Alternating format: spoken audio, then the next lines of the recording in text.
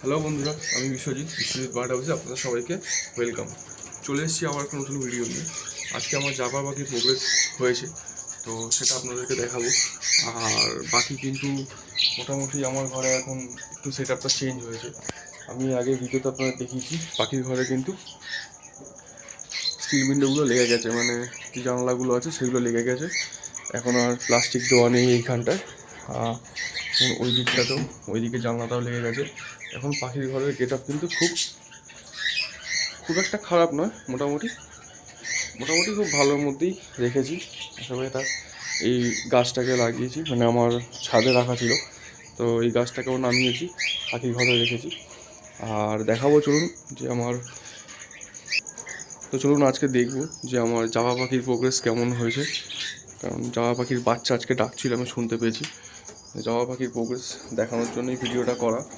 তো দেখুন, জাভা পাখিগুলো কিন্তু হাঁড়ি থেকে সব বুক বের করে বসে রয়েছে। তো এই হাঁড়িটায় বাচ্চা আছে। আর এখানে দেখুন সব বসে রয়েছে জাভাগুলো।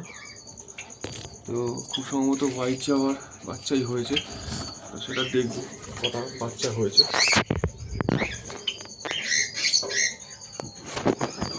ওই দেখুন বাচ্চা দেখা যাচ্ছে। কোথাও দেখছি দুটো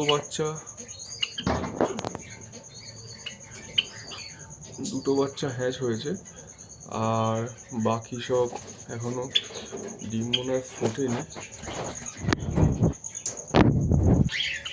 দেখুন বন্ধুরা, এখানে দেখতে পাচ্ছি দুটো কি তিনটে বাচ্চা মনে হয় হ্যাচ হয়েছে। তো এখনও সব বাচ্চা তো ডিম মানে ফোটেনি এখনও। এই বাচ্চা দুটো বেশ ভালোই মোটামুটি বড় হয়েছে। আর দেখুন বাচ্চারা দেখা যাচ্ছে।